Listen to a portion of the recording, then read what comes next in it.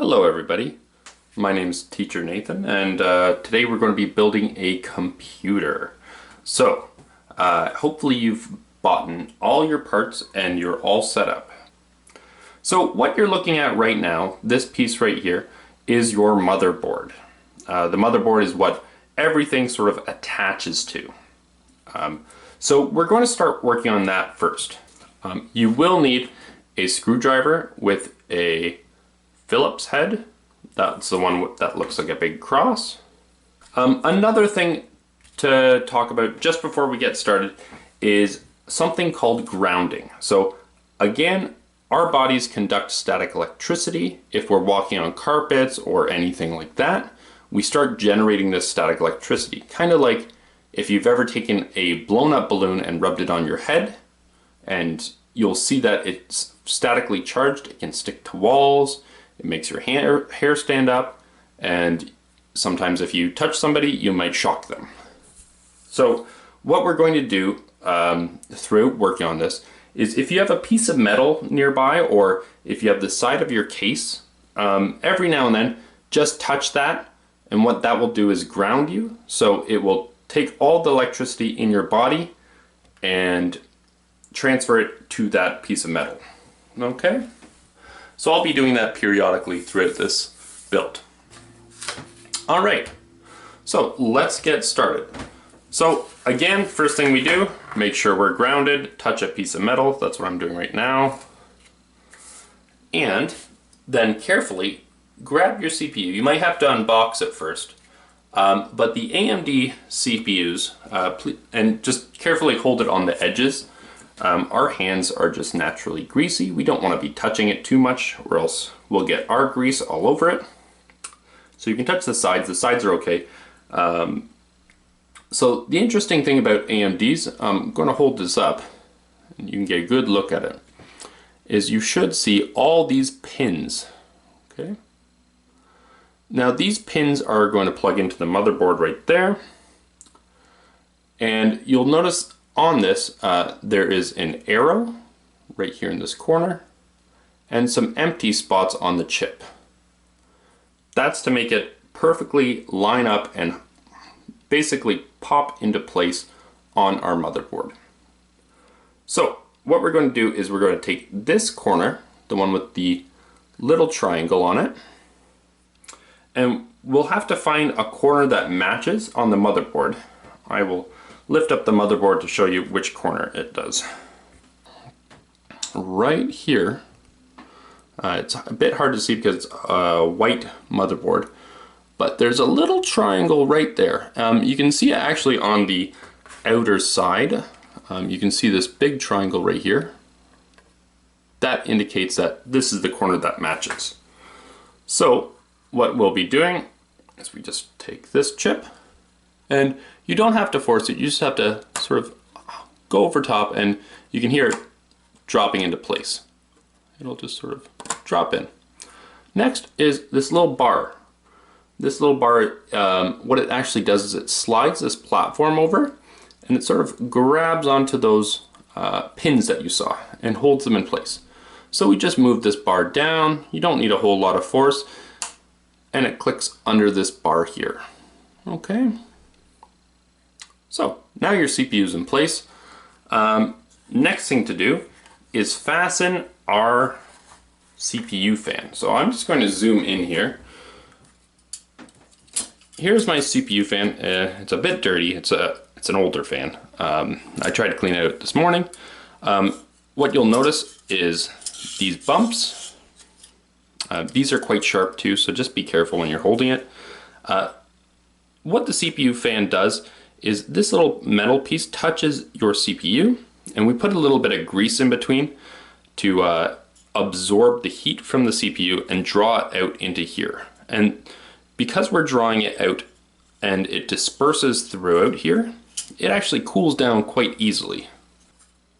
All right, so what we're going to do is you have your CPU fan might be a little bit different, but we have two clips like this and this. These are going to attach onto here and here. Okay, so what I want you to do is place it on. Now your CPU fans, because they should be new, should have a gray strip right here. Make sure you remove that. There should be a plastic coating over top. You remove that case and there's a little gray square. Leave that gray square. What that is, it's called thermal paste. And that thermal paste helps absorb some of the heat. So what I'm going to do before I actually put mine on is I have a little bit of thermal paste right in this tube here. And I'm going to actually squirt a little bit on mine. You don't need a whole lot.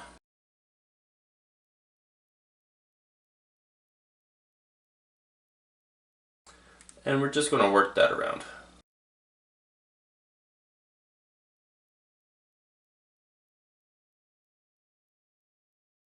The nice thing as well is when we put our CPU fan on it as well, it'll squish it a little bit, causing the causing the thermal paste to basically cover the entire CPU. All right, now that that's on there, we're quickly going to fasten this. So I just placed it on top like that. There's the little clip right at the top that I'm going to get first. You need a little bit of force just to force it in like that. Now there's this clip right here. So all I'm going to do is just push down a little bit, just gently. If you have a screwdriver, a flathead screwdriver, we can use that as well to sort of put a bit more force into it, but you should be able to do this by hand as well.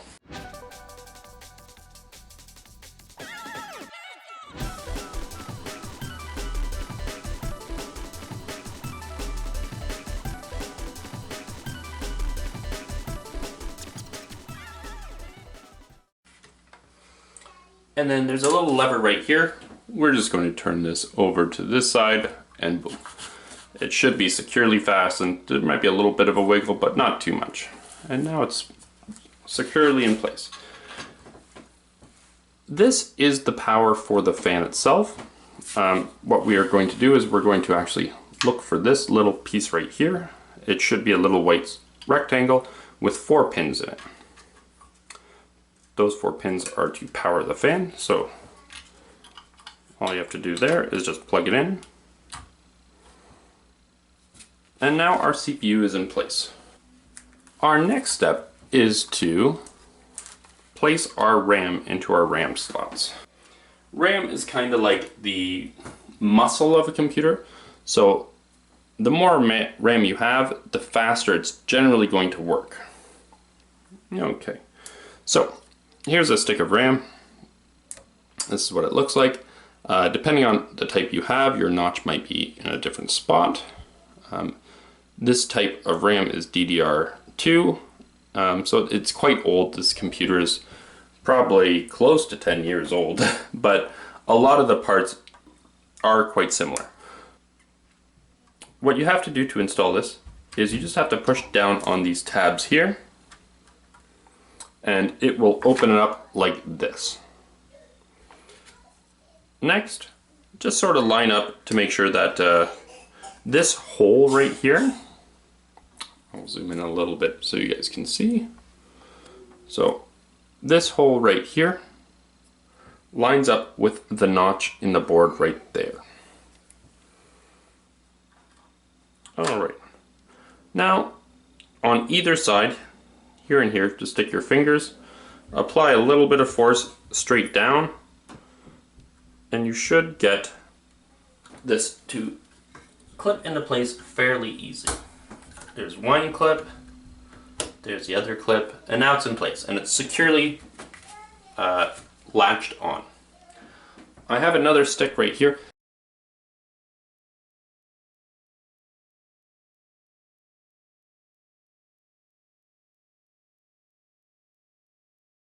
And there, our motherboard is done for now. So the next step is we're going to place our motherboard into our case. This is my case. It's got a clear view at the side, 2 screws that hold it in place, one here and one here. I've already removed those, so all we have to do is just slide this off. It comes off just like that. When I'm working on computers, I like to keep a small little Tupperware or a plastic container where I can put all my screws just so they don't get lost. And here's our case.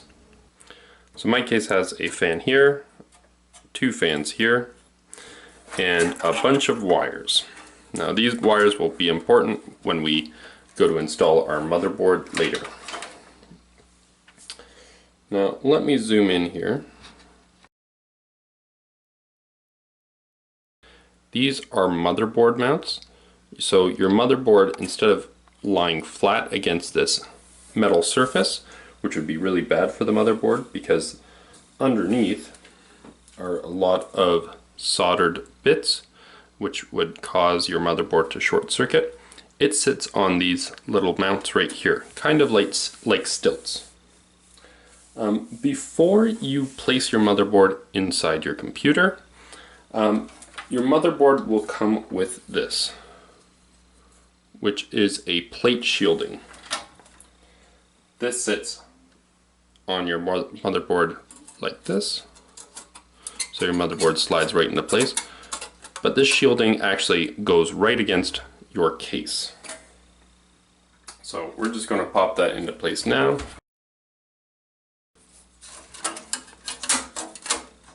Just like so. It just snaps into place. Again, just be careful when you're placing this because they do come with a little bit of sharp bits of metal on there. I wouldn't want you guys to cut yourself, so just go lightly with it and don't try and run your fingers along it. Otherwise, you might cut yourself. Alright, so that's in. Looks good. The way you want to insert this is sort of in a motion that sort of goes like this.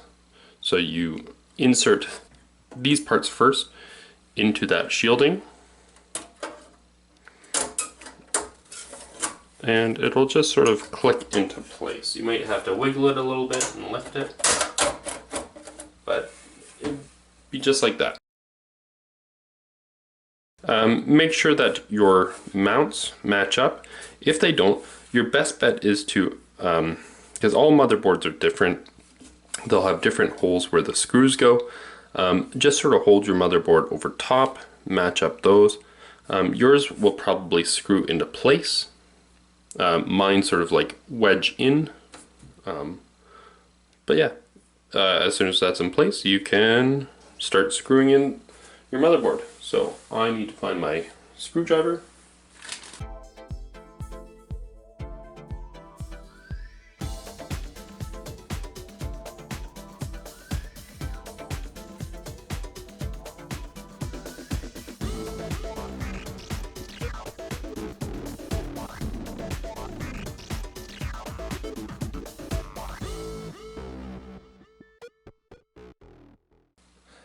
Now, I'm going to take this opportunity to tell you guys about this. This is the battery.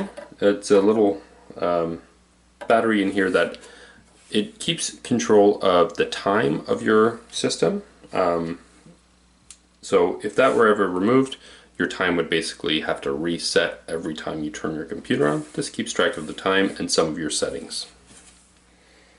That's called the CMOS battery. Remember that whack of cables that we saw earlier? I'm going to deal with them right now. So this one right here is just a typical power one from your power supply, and this will power your fans if you have something similar. These are ones that actually plug into the motherboard. Sometimes there's labels on them. These ones are my USBs that are in the front of my computer case. And the interesting thing about these ones is, for mine, let me zoom in here, they're separate wires and they can be a pain when you're trying to plug it in. I have these were provided in my motherboard. What you have to do is you just have to match the label that's on the wire. So this one's GND, which stands for ground, and just slide it in these. Otherwise, you may have to check your motherboard manual There's spots on your motherboard right here, here, and here. Those are all USB slots. Check your motherboard for how they're configured. Typically they'll be in this configuration: 5 volts, minus power, plus power, ground, 5 volts, minus power, plus power, ground. And then an extra sometimes for each USB. They look like that, sort of like a 5x2, except for one is missing. So we just place that in there, like so, one. And I'll grab my other one, 2.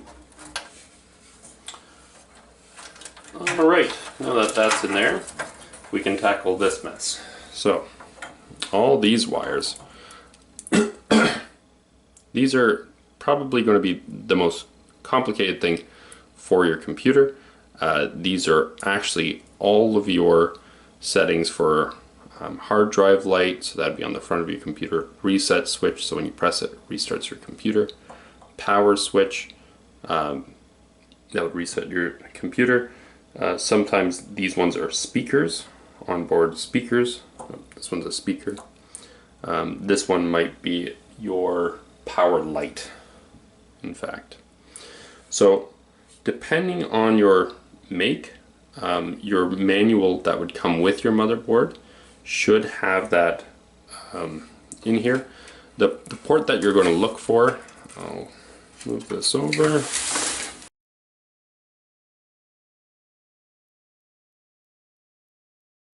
It might be a little hard to see, but on these bottom 2 pins, these are your hard drive LEDs. On the top 2, these ones right here, those are your power LEDs. The bottom 2 right here are your reset switches. I'll use my screwdriver to point this out. So these 2 right here are your reset switches. And then the top 2 right here and here are your power buttons. And sometimes your reset switch might take 3 spaces, so that's what this other one's there for too. My motherboard has a speaker right here. These 4 pins are the speaker ones. When you're placing these,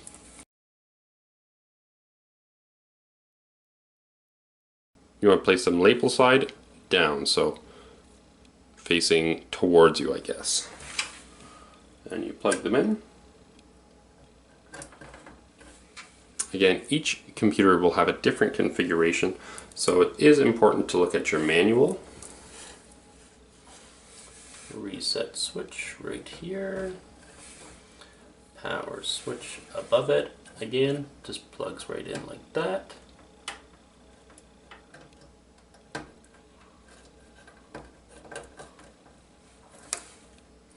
Hard drive, which is at the bottom, and then your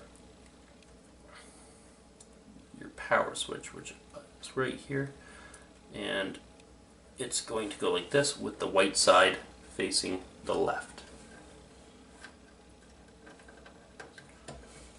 Put that one in, and this one in, mind my hands, and finally we're done. We've done that. That's typically the hardest part. It's the most fiddly too. The rest is pretty easy to plug in. And perfect. Now our switches are set, and all of our USBs in the front are set as well. Now comes the next step. We can plug in our graphics card now. This is what our graphics card looks like. This is mine. So, like I said before, our graphics card goes into the blue slot right here. Our screws in the top of it, so this piece right here, will sit on this little ledge right there. So, again with this one, kind of like the RAM, you just sort of place it in there. You do have to sort of line up this side first, but as soon as that's lined up, Just double check that the inside is lined up, and just gently place it down. And there's a little lever here that sort of snaps behind it and shouldn't come back up. It should be placed in there, okay? So the next thing to do is just put a screw on there. So I'm just going to use these screws. These are nice because I can turn them by hand and I don't need a screwdriver.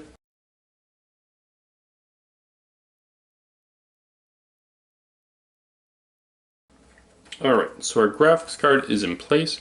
The only thing left to do for our graphics card is connect the power, which would go there.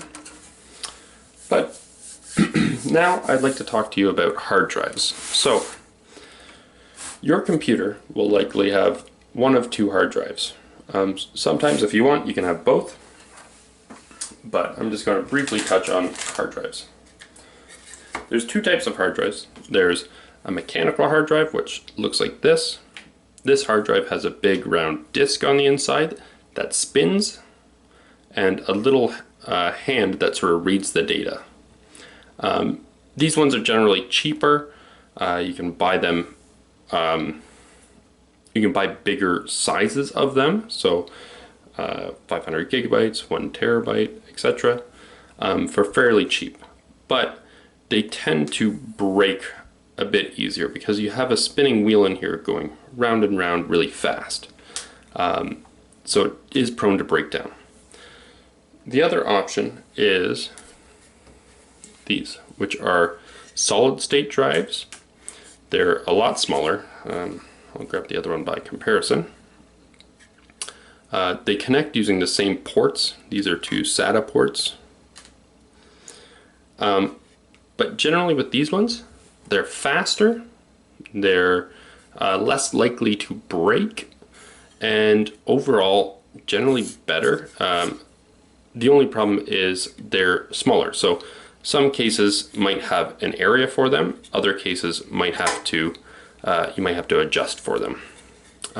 For this demonstration, I'm going to be using a 500 gigabyte SATA. This one I may use for another computer.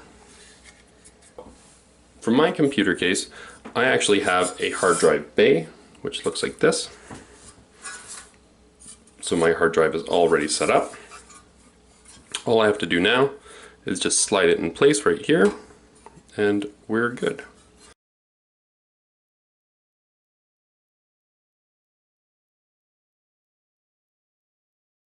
And then I just need my two screws to hold it in place.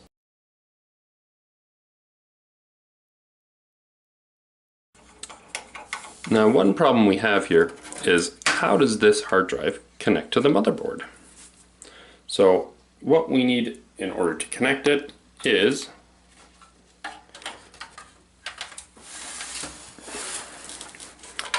a SATA cable. SATA cables look like this. Typically, they come in red, which would look like this. But you need one of these. Generally, you get one, I believe, maybe even two, with your motherboard. And they just plug right in here.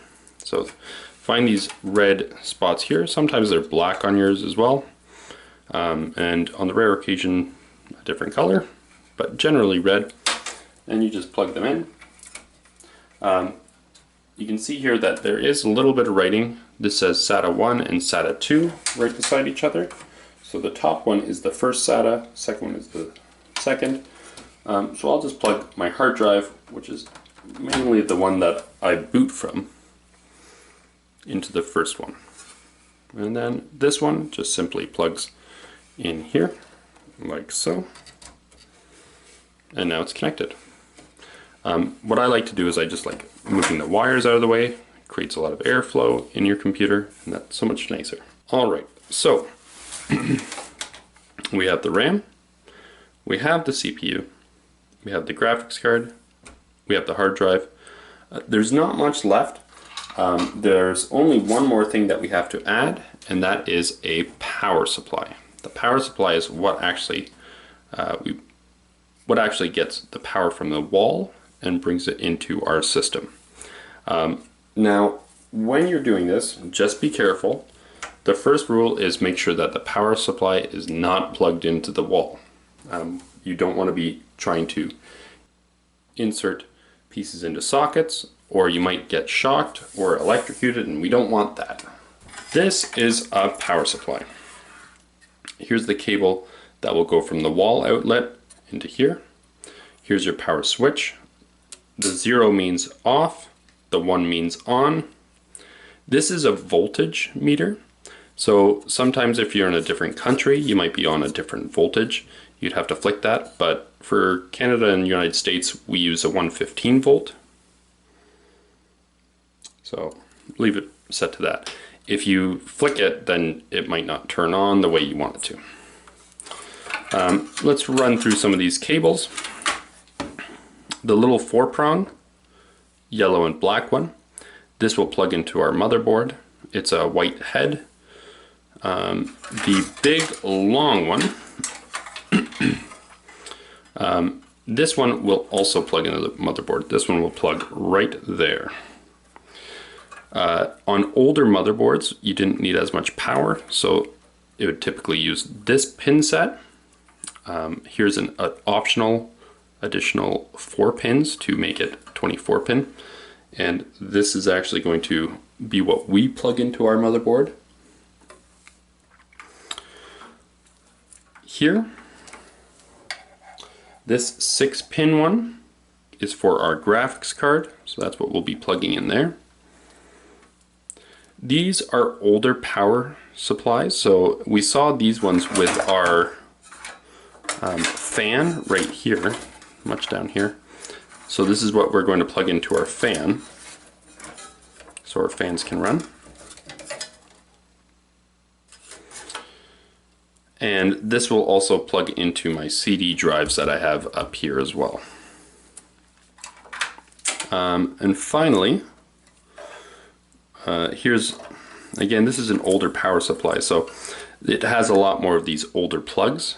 So I have a little adapter here that allows us to use this plug into a SATA plug.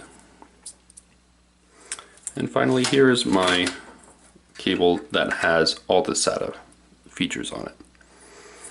Okay, so I'm just going to insert this one. A lot of cases will load from the front, from inside and out. My case actually loads from the back.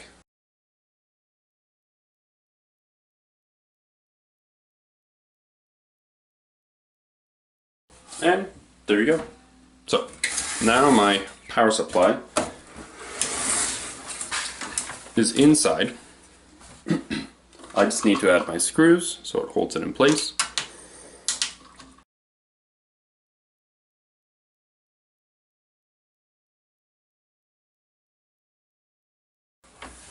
Now a lot of power supplies these days have just the box itself. They don't have the wires attached. It'll be another piece that you actually plug into your power supply.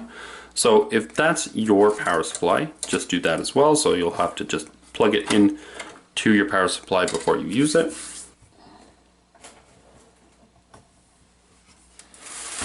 Okay, our next step is to plug this all in. The best way I like doing this is to sort of organize these cables and position them roughly where they're going to be inside your case. So I have a lot of extra SATA, so I'll just leave these here. I'll wrap them up when we wrap it all up. And our 4-pin is right here. So right now I'm going to connect that one first.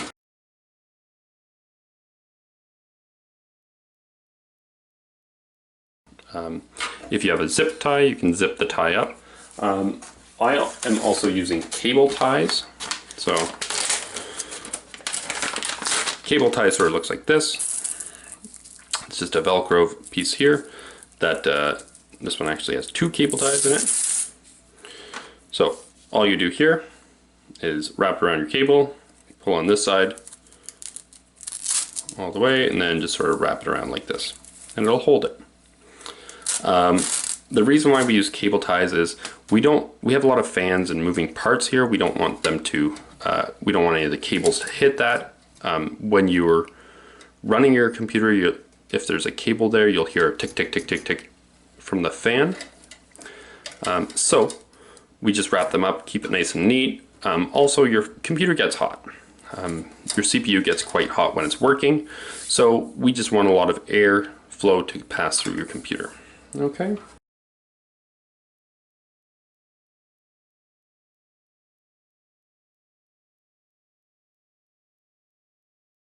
You probably will never have to use one of these, but on the rare occasion that you do, this is a ribbon cable. So these typically aren't used anymore. I have it for my old CD-ROM drive up there, but you will very much be unlikely to see any of these, but they are kind of neat. So instead of your cables wrapped up like that, they're just really nice and flat. This one will plug straight into the motherboard here.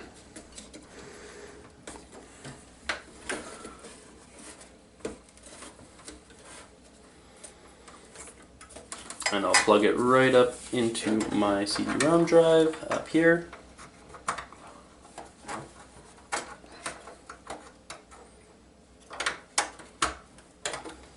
Just like that.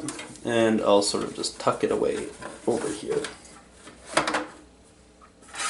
Next, I will plug in the power for these ones.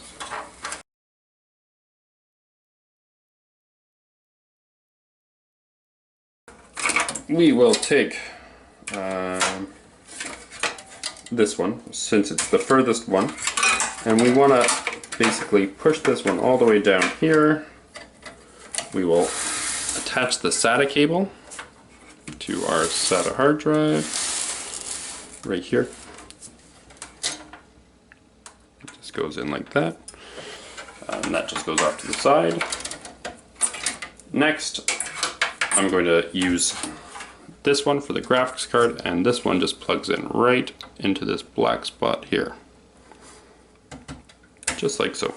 And we're going to finally plug in our main motherboard cable. So this is the big long one here. So again, these only go in one way. There's a little lip right here that catches this clip right there. And you just plug that in.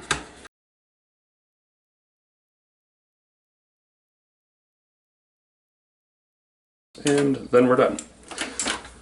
So, time for some cable organization. So this is a mess. I would not leave a computer like this. So let's clean it up. Our best bet is working with this the main motherboard power cable and wrapping everything with it.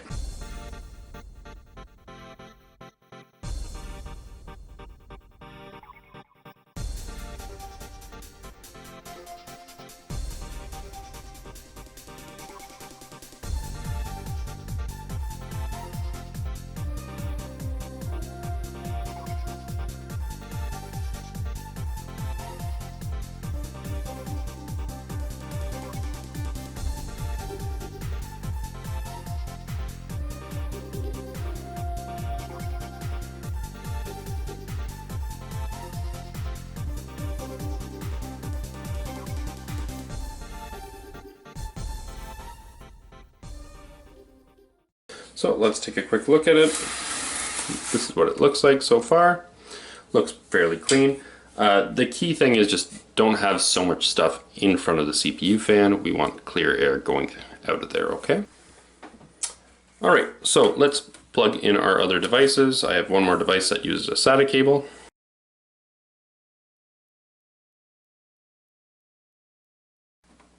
And there we go. Our computer's built. All we have to do really now is plug it in, press the power button, and see if it spins up.